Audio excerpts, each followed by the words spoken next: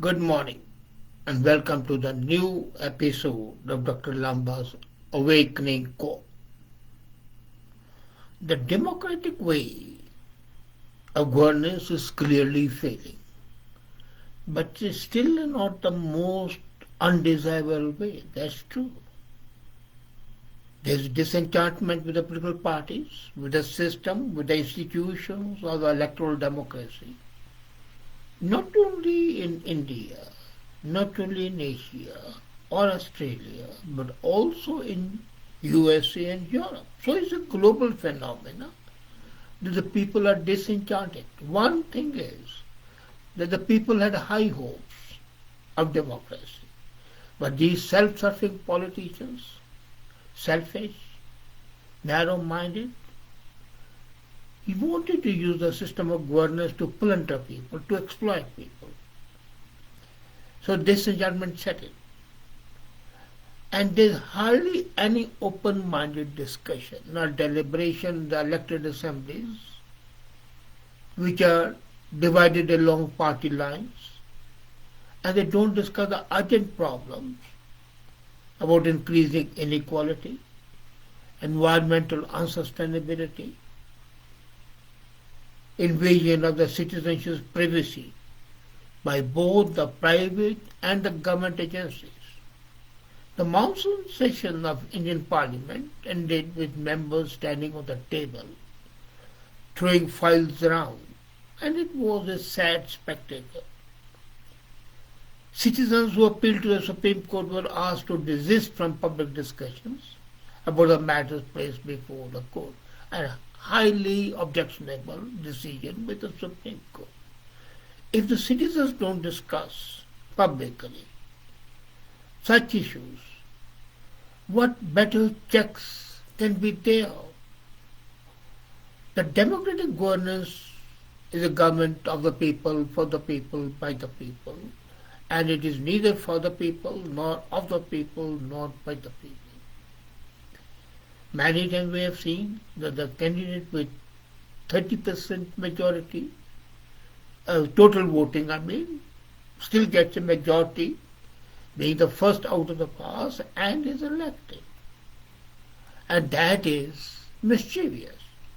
Elected proportional systems are still no better. Elections by the citizens of representation to the assemblies provide government of the people. But those are basically many times criminals in India and Pakistan. And in Europe and in America, they are not the leaders, they are tycoons, they are manipulators, they are the exploiters. Therefore, the right to vote, freedom of the citizens to stand for elections, and the conduct of fair elections, which are fundamental to democracy, are only as far as the appearance are concerned. And they are not enough for the deep democracy. All democratic governments are expected to perform by the people. This is necessary for the survival, not only of the democratic, but even of the authoritarian government. Sadly, even elected assemblies can lose sight of their accountability to citizens in between the elections. One election takes place, then they forget the electorate. Therefore, the citizens must have a right to information about their government performance, and the right to information was a good step of strengthening democracy in India. But that right to information remained a dead letter.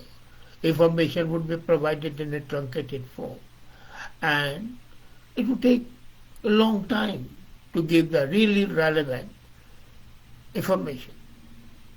However, the information must flow. The government must listen to the citizens. And when they don't, citizens must have the right to protest, of course, peacefully, without disturbing the normal course of life. Governments can crimp citizens' rights by limiting protests to avoid public inconvenience, which can be ignored, or by curbing protests as threats to national security. And that is not desirable for the democracies. When the right to information and protest do mitigate weakness, they do not reduce the fundamental weakness of the democracy, the so-called representative. It's a sickening to see the real weakness. There is insufficient governance, if not malgovernance, by the people who require strong institutions. And we require participation by the citizens in the democratic deliberations. So here comes in the new concept of the citizens' assembly. And that's not difficult. The internet and the social media have opened public spaces for the people to raise issues. At the same time, members of the elected assembly are whipped and bound by the anti-defection laws in India to vote along the partisan lines.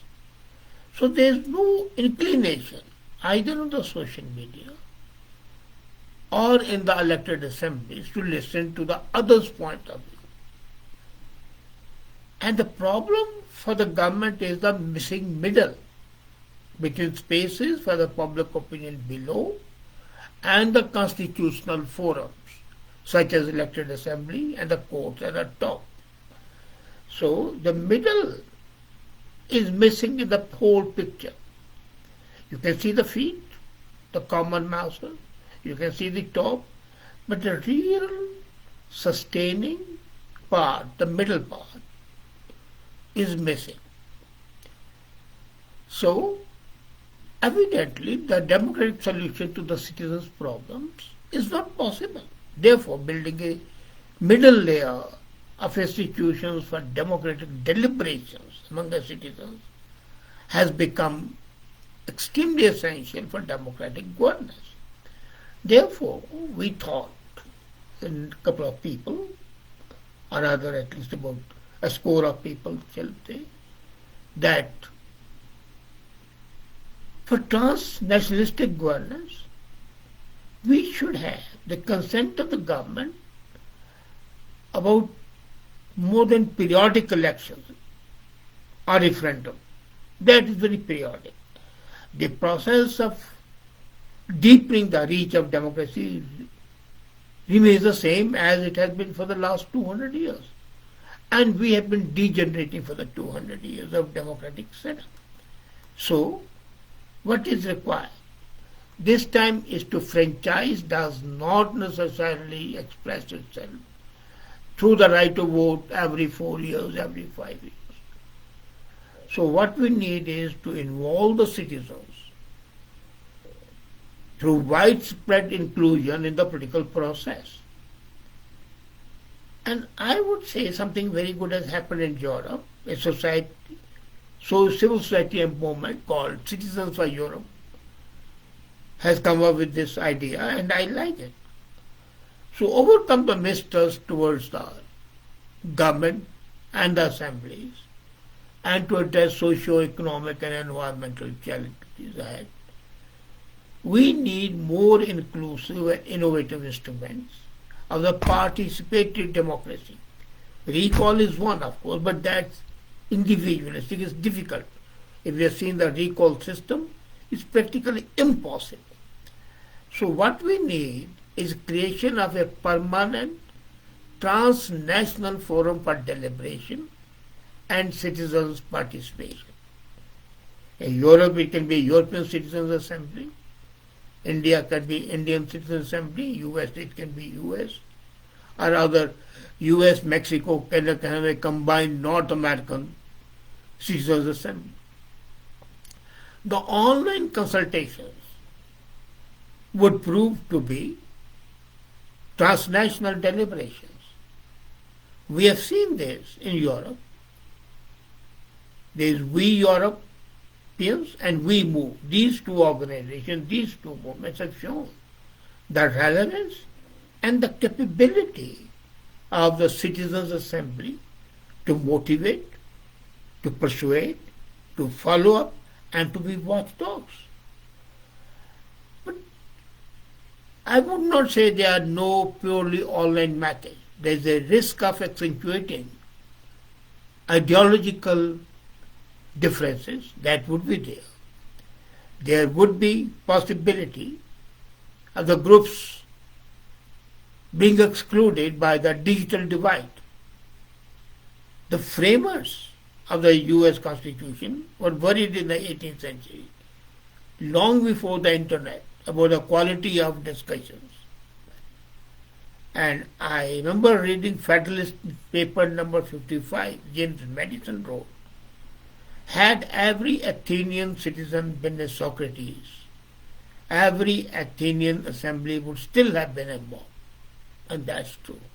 The moment they combine together, they become an assembly of selfish brats, indisciplined, gravid, selfish hordes.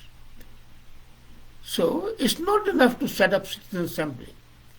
The citizens' meetings, online, offline, must be designed to enable citizens to listen thoughtfully to the other's point of view. So it's a mutual participation. And that participation would be extremely useful. Can that be done? Of course that can be done. The only thing is that there has to be a desire to do it, because there is a clique. They are kulaks. I call these elected legislators kulaks. So they all don't want anything or anybody to break in their closed circles. So what better way can be there than to close down?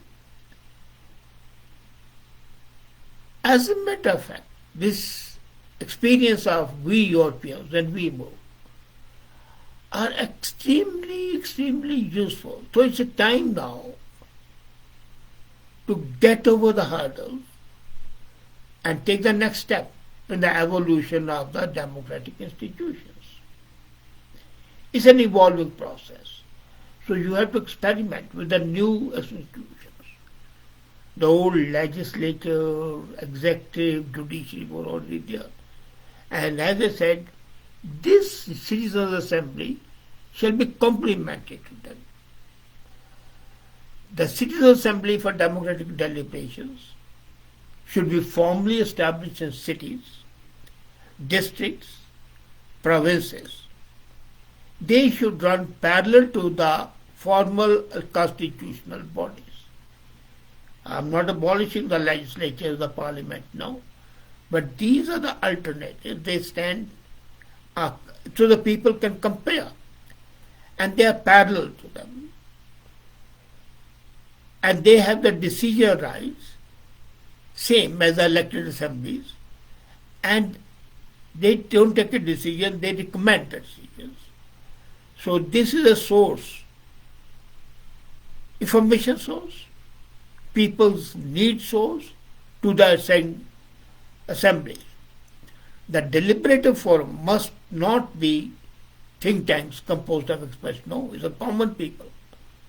I don't want experts to come in and voice their opinion under the title of experts think tank. No, that's not done. I would like common people representing common masses to come and discuss. And there must be citizens forums in which the views of the common people and citizens are heard. They will not be a substitute for the electronic and the social media as well. Because what happens on the social media, I've seen the trolls, that's manipulated. So those will be designed for thoughtful deliberation among citizens, like the panchayats, to digest and convert the noise of the public square into clear-cut, well-modulated, sharp signals for the policy makers. And these citizen assemblies will fulfill an essential requirement for the good governance. And that's the most thing. These citizen assemblies must be provided resources by the state for their conduct. However, they operate independently of the government.